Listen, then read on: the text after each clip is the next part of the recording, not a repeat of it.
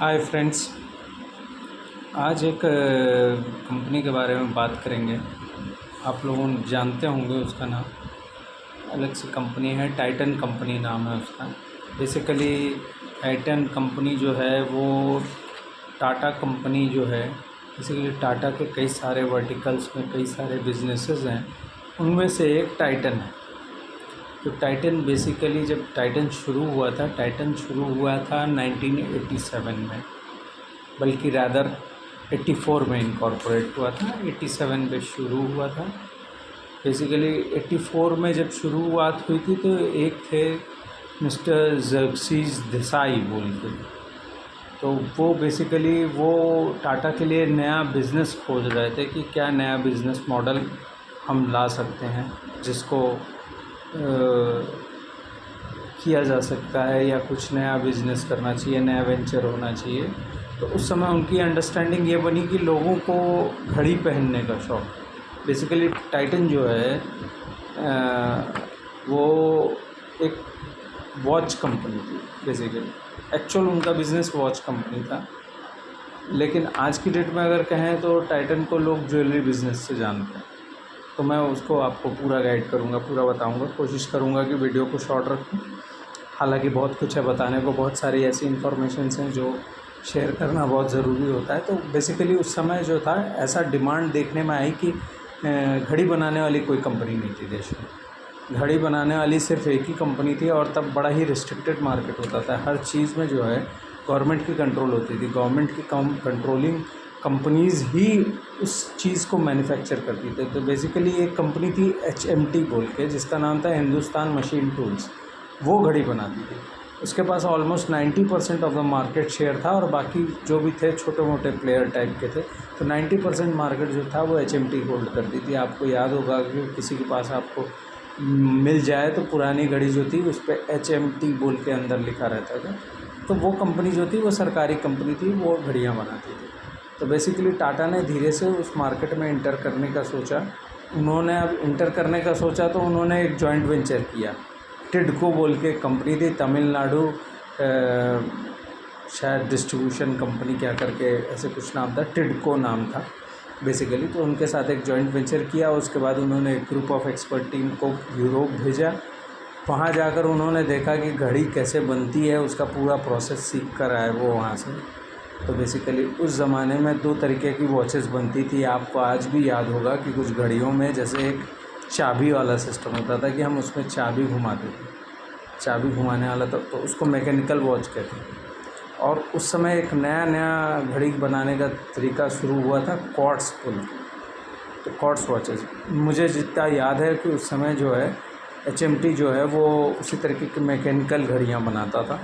तो जब टाटा आए तो टाटा ने सीधे क्वार्ट्स की घड़ियाँ बनाना शुरू की, जो बेसिकली एक ऐसा होता था कि एक छोटा सा कुछ बैटरी से पावर खींचकर और घड़ियों को एनालॉगली जिस तरीके से चलनी चाहिए एंटी क्लॉकवाइज, उस तरीके से घड़ियाँ चलती थी। तो बेसिकली वो एक पूरा उन्होंने वहाँ से पूरा सीख कर आए, यूरोप से लाकर यहाँ घड़ी बनाना शुरू की। तो बेसिकली इस तरीके से जो है वो उन्होंने इस बिज़नेस की शुरुआत की। ये उनका घड़ी बनाने का काम था, और देखते देखते 2 साल में वो पूरा कैप्चर कर गए। फिर उसके बाद उन्होंने बहुत सारे ब्रांड्स को एक के बाद एक लॉन्च किया। उसके बाद आपको मैं बताने की कोशिश करूँ कि उन्होंने घड़ी बनाई। घड़ी बनाने के बाद उनका एक ब्रांड आया सोनाटा बोल के। सोनाटा शायद मेरे ख्याल से 1997 के आसपास आया।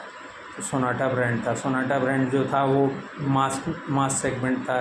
मैंने एक रेंज बाउंड शेयर पर मैंने अमाउंट पे घड़ियाँ मिले जिसमें सब कोई पहन सके थ्रू आउट द नेशन।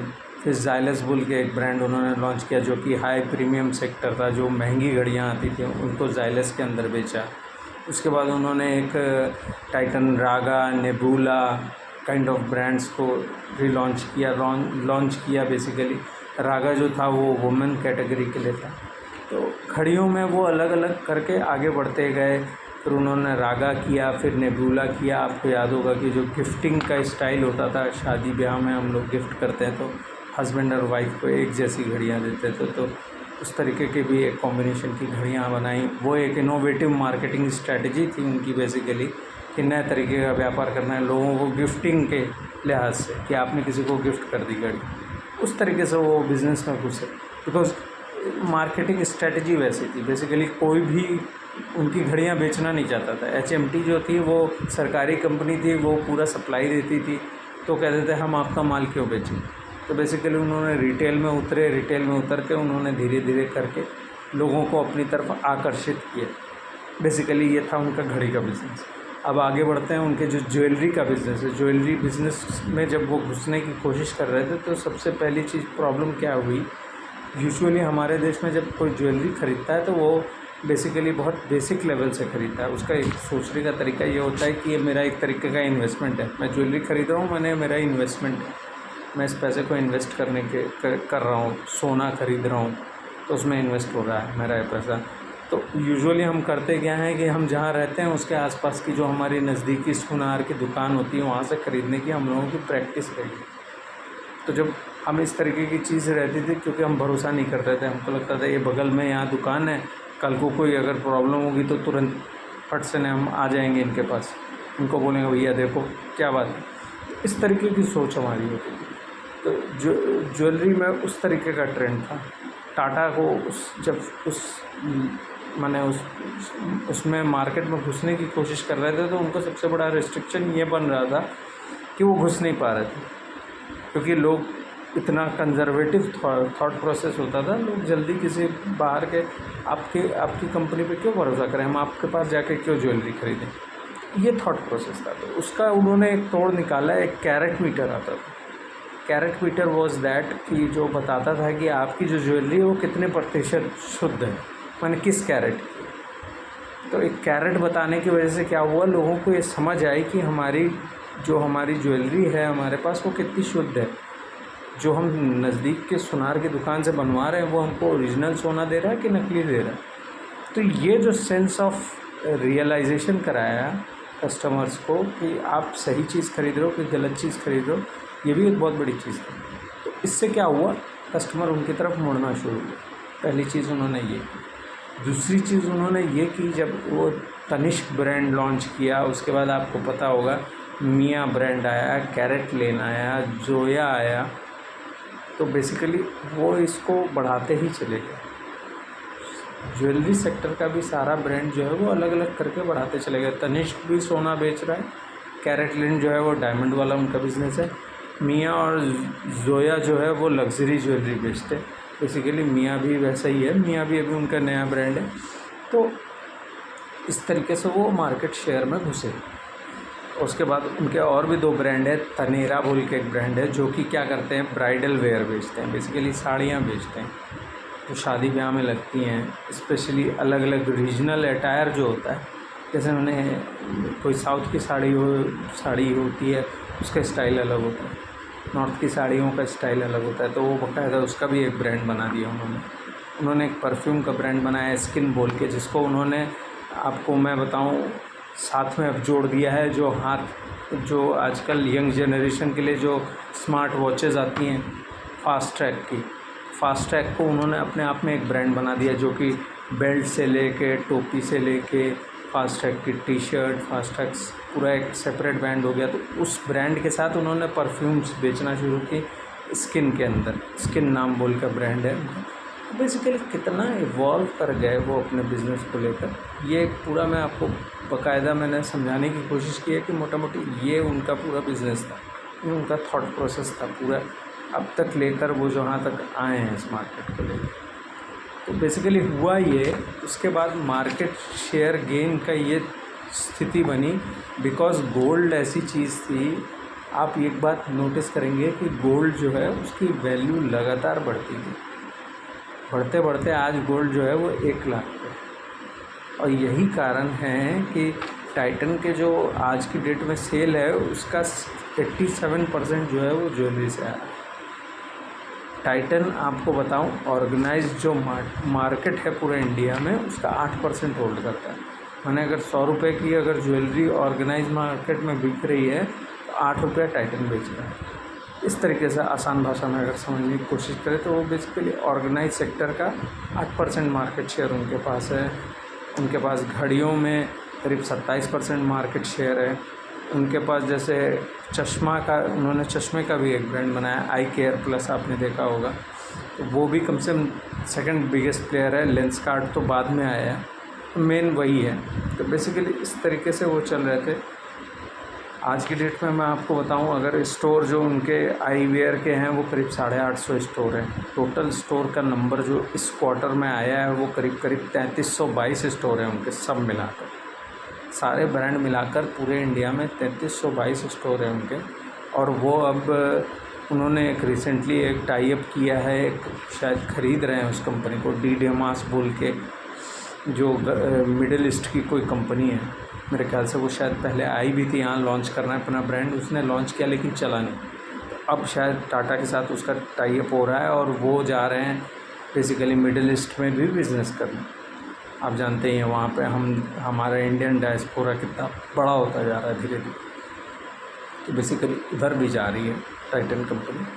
तो वो मार्केट भी शेयर कर रहे हैं। तो बेसिकली उनके जैसे वॉचेस के अगर कहा जाए तो करीब करीब 900 टच पॉइंट है उनके वॉचेस के। 87% शेयर है उनका ज्वेलरी में, मैंने बताया 10% जो है वॉचेस में। माने अगर 100 रुपये के सामान बेच रही है टाइटन आज की डेट में, तो 87 रुपये का वो सोना बेच रहे हैं, ज्वेलरी बेच रहे हैं बेसिकली। और जो 10% है, 10 रुपये की घड़ियाँ बेच रहे हैं, बाकी 2% का वो चश्मा बेच रहे हैं, और बाकी और जितने उनके बिजनेसेस हैं सब मिलाकर 1% बनता है। बेसिकली एक कंपनी जो घड़ी की कंपनी थी वो आज चलकर ज्वेलरी की कंपनी हो गई। अब आपको अगर मैं ये बताऊं कि उनका जो बिज़नेस है पूरा टोटल जो उनका जो ज्वेलरी पे उनका जो इस बार का रेवेन्यू आया है वो करीब 10,357 करोड़ था पिछले साल इस क्वार्टर Q1 25 में। Q1 25 इसलिए पकड़ रहे हैं क्योंकि फिनेंशियल ईयर हम लोगों का इस तरीके से पकड़ा जाता है। तो पिछले साल का Q1 25 और इस बार का Q1 जो है Q1 26 है। Q1 25 में उनका जो ज्वेलरी सेक्टर में सेल था वो 10,357 करोड़ का था, इस बार 12,243 करोड़ का है। EBITDA मार्जिन उस बार उनका करीब 1120 करोड़ था, इस बार 1408 है। तो बेसिकली बढ़ रहा है, सेल भी बढ़ी उनकी और EBITDA मार्जिन भी बढ़ा। वॉचेस में भी उनका जो सेल है माने वो भी करीब करीब 998 करोड़ का था और अब 1239 करोड़ का है, माने 24% की ग्रोथ है करीब करीब उनके सेल में। और जो उनका प्रॉफिट है वो इसमें से 111 करोड़ का था, अब 287 करोड़ का है।